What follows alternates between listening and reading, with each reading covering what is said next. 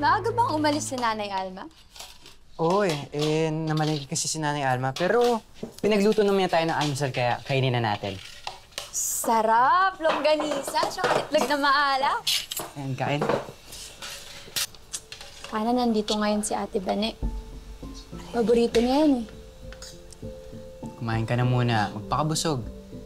Sigurado naman ako kung nandito si Ate Bani mo, yan din yung una niyang sasabihin sa'yo. Sana naaalagaan siya ng mga kamag-anak niya doon. Kung nasang ospital man siya. Sana nga. Tara, kain na tayo.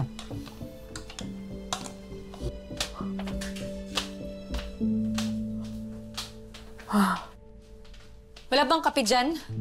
Benji, timpla mo nga ako ng kape dun. Bakit? Timpla mo nga ako ng kape. Hindi po kasi kami umiinom ng kape. Gusto ko nga ng kape, di ba?